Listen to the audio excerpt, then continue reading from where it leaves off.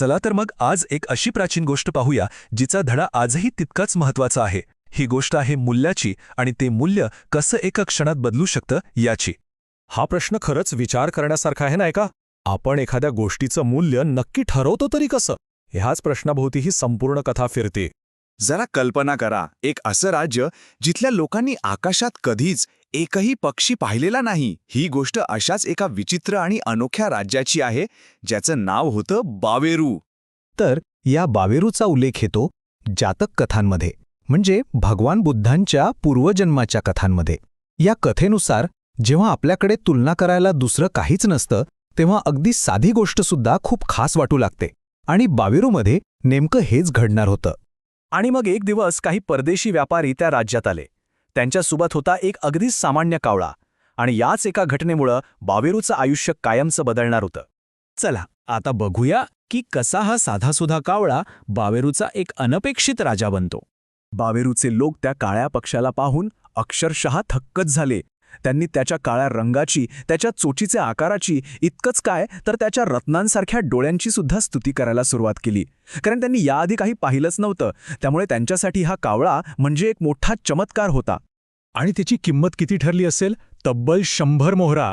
विचार करा, एका सामान्य कावळ्यासाठी ही किंमत म्हणजे अविश्वसनीयच होती. म्हणजे त्याचं मानलेलं मूल्य त्याच्या खऱ्या मूल्यापेक्षा कितीतरी पटीने जास्त झालं होतं. त्याला ठेवण्यात आलं सोन्याच्या पिंजऱ्यात. त्याला खाण्यासाठी सर्वोत्तम पदार्थ दिले जाऊ लागले. थोडक्यात सांगायचं तर एका सामान्य कावळ्याला एका राज्यात सर्वोच्च मान आणि वैभव मिळत होतं. पण म्हणतात ना, प्रत्येक गोष्टीला एक शेवट असतो.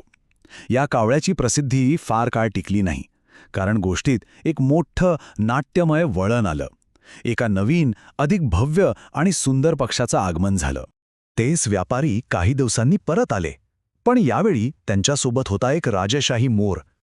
आणि हा फक्त दिसायला सुंदर नव्हता, तर त्याला गोड आवाजात गाणं आणि सुंदर नृत्य करण्याचं प्रशिक्षणही देण्यात आलं होतं.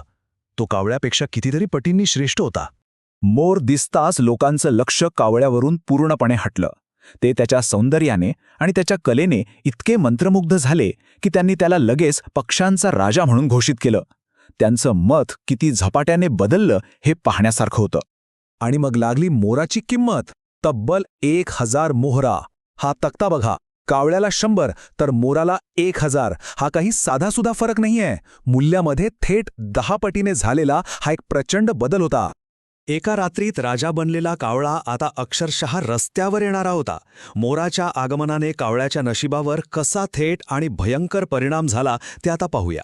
फरक बघा किती मोठा आहे. एकीकडे मोराला 7 रत्नांनी जडलेल्या पिंजऱ्यात ठेवून मध आणि उत्तम अन्न दिलं गेलं, तर दुसरीकडे कावळ्याने आपला सगळा मान सन्मान गमावला. त्याला अन्न मिळणं बंद झालं आणि अखेरीस तो उकिरड्यावर जाऊन बसला.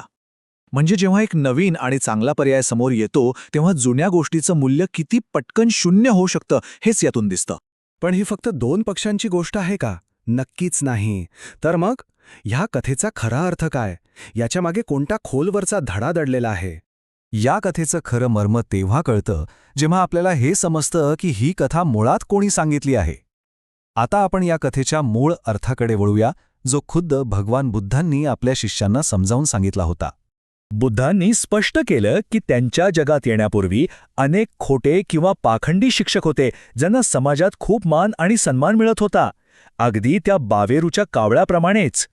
मूळ जातक कथेत तर याचा अगदी स्पष्ट उल्लेख आहे. जोपर्यंत तुरा असलेला मोर आला नव्हता, तोपर्यंत कावळ्यांना फळं आणि मांस देऊन पूजलं जात होतं. पण जेव्हा गोड आवाज असलेल्या बुद्धांनी धर्मोपदेश दिला, तेव्हा लोकांनी पाखंडी लोकांना मिळणारे मान आणि प्रशंसा काढून घेतली. किती थेट साधर्म्य आहे, नाही का? आणि मग येतो कथेचा शेवटचा आणि सर्वात महत्त्वाचा खुलासा.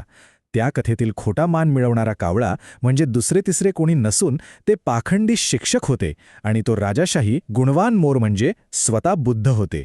हे रूपक या कथेला एका वेगळ्याच उंचीवर घेऊन जातं. आणि हीच कथा आपल्याला एका महत्त्वाच्या प्रश्नावर विचार करायला लावते. आपल्या आजूबाजूच्या जगात, आपल्या आयुष्यात असे कोणते कावळे आहेत ज्यांना आपण केवळ खरा मोर माहीत नसल्यामुळे किंवा चांगला पर्याय उपलब्ध नसल्यामुळे अवास्तव महत्त्व देत आहोत? विचार करण्यासारखा प्रश्न आहे.